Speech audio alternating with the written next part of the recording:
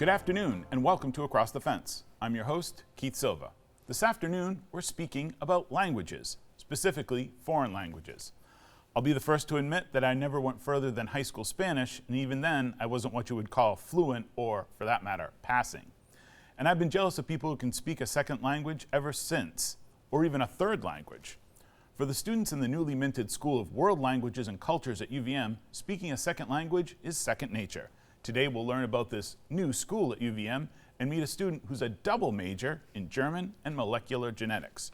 First, let me introduce, to the left of the screen, Joseph Acquisto. He is the inaugural director of UVM's College of Arts and Sciences School of World Languages and Cultures. And next to Professor Acquisto is Anasia Gerard. She is a junior and, as I mentioned, a double major in German and molecular genetics. Welcome to both of you. Pleasure to be here. Great, it's great to have you here. Anasia, how did you decide to double major in, I think, what many would consider different, perhaps dissimilar areas of study? Sure, that's definitely not an uncommon question that I get. They are fairly dissimilar.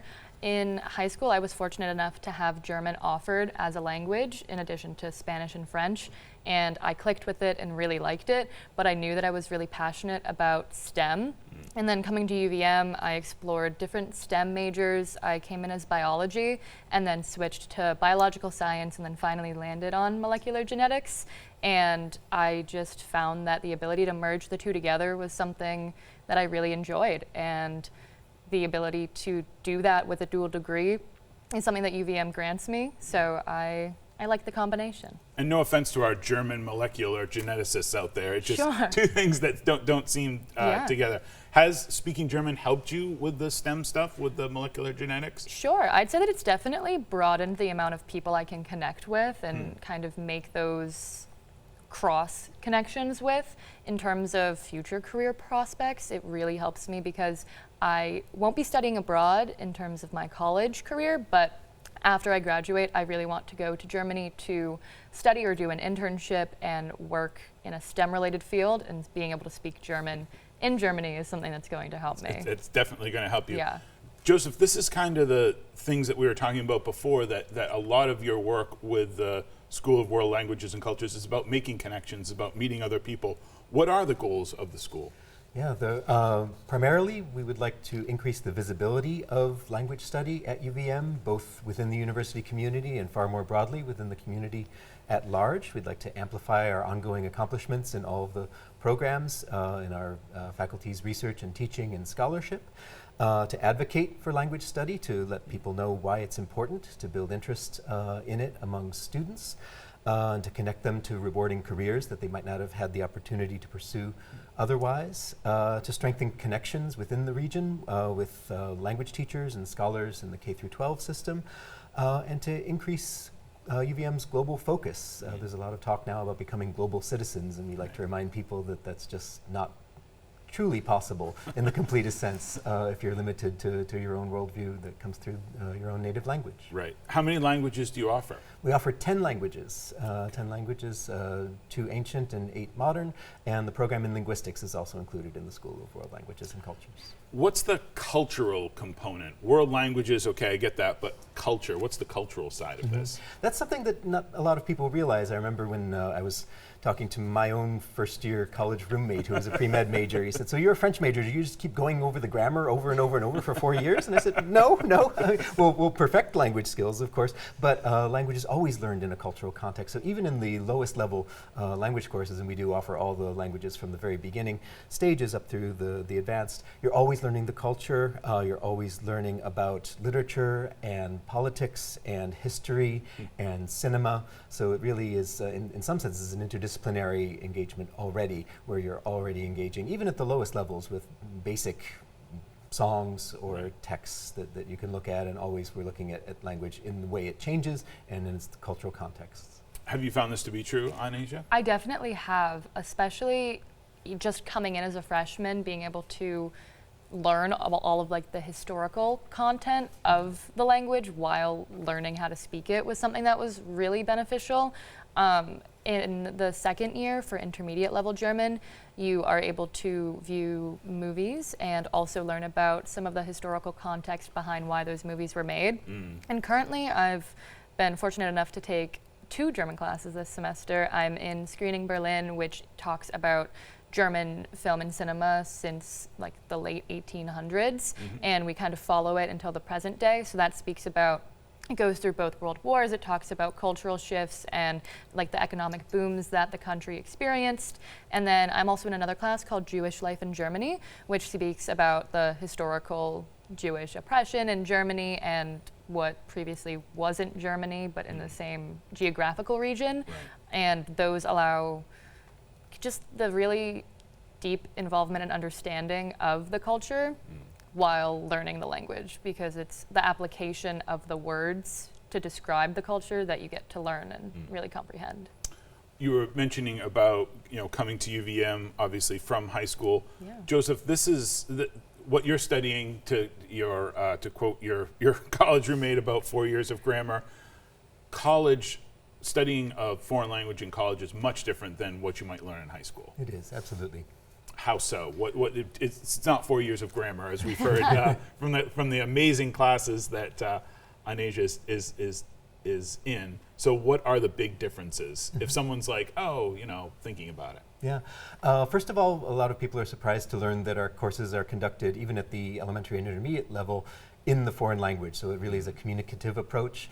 It is an interactive approach. And like I said, it is mixed in with the knowledge of the cultures where all of our languages are spoken, even if they're spoken primarily in one country. There's a plurality of cultures there, and a lot of our courses take on what it would mean to have a minority voice in a language in the context of a dominant language in a country. So as you go beyond the curriculum, yes, we do perfect language skills, but more and more of the courses are focusing on both contemporary and historical periods in all these countries. So there are courses on literature and the arts and politics and history, all learned in the target language and all learned with that sort of nuance that you can't really do if you're translating constantly from one language to another. Right. So that's, I think, part of the difference. The difference. We featured several of your colleagues who teach Latin on Across the Fence, books that they've written. The running joke with Latin, of course, is that it's a dead language. Our viewers know that it's not. Where is Latin's place in the academy in 2023? I'd say Latin is very much alive in terms, certainly at UVM, in the sense that students always, again, are learning the language in the context of ancient Roman culture, and they're always asking new questions about that ancient culture. So it's not a static look from our present perspective back toward the past as sort of something monolithic, but there are new meanings to be found in Roman history, in Roman mythology, changing approaches to the basic kinds of questions we ask about, for example, gender and sexuality. We have courses on that. The students beyond that make the language itself a living experience. They put on plays, they explore ancient music. One of our professors actually composes what he calls new ancient music in the style of, in that case, ancient Greece.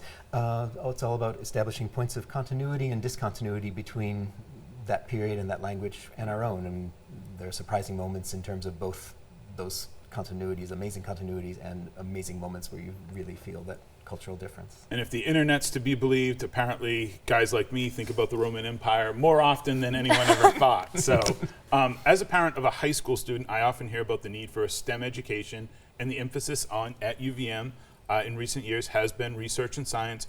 Talk about how the School of World Languages and Cultures fits into this emphasis on science and math and engineering.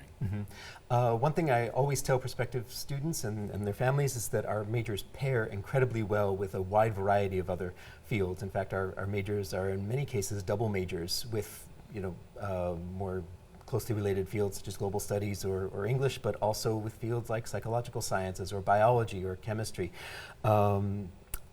If your studying environment, for instance. It's always very helpful to have the knowledge of the language of the places that you're studying. If you're looking to go into health professions, as I tell students, especially if you're looking into health careers, the sense of empathy and cross-cultural understanding that our students have set them apart to really succeed in those careers, and also to set them apart from a pool of job applicants or for applicants to medical school. Everyone's going to have the biology or biochemistry degree, but to be able to have those essential skills in terms of human connection and connecting across cultures and defying stereotypes about Americans as only knowing about or caring about their own culture.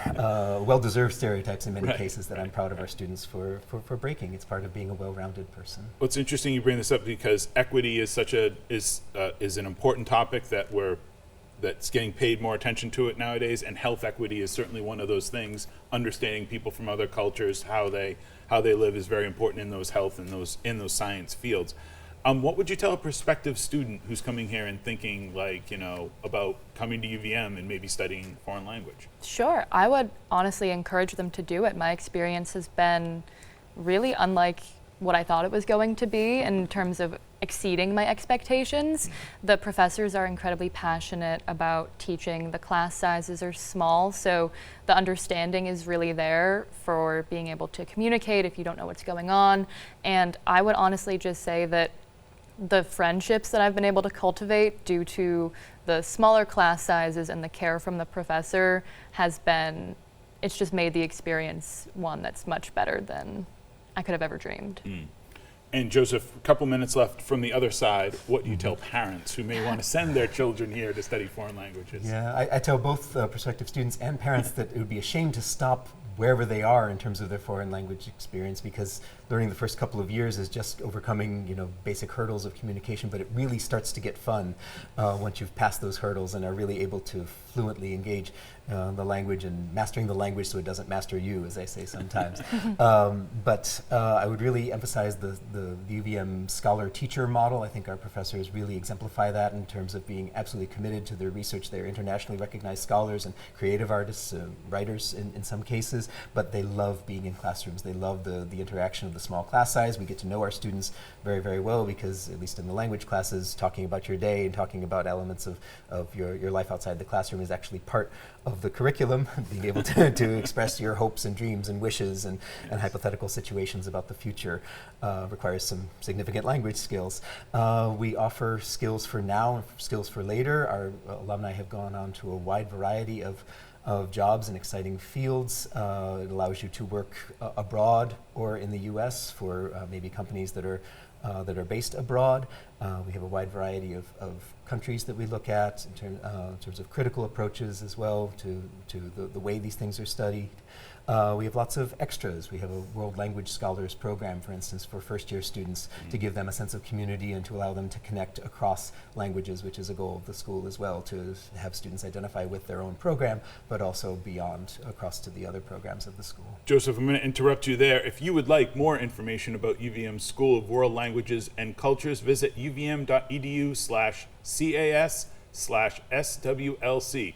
Or find them at Instagram at instagram.com/UVMSWLC. And for moms, dads, and grandmas and grandpas, the School of World Cultures is also on Facebook. You can find it by searching UVM School of World Languages and Cultures on Facebook. If you'd like to catch up with past episodes, visit us on Facebook or YouTube and search Across the Fence. And as always, thank you for spending some time with us across the fence. Adios and au revoir.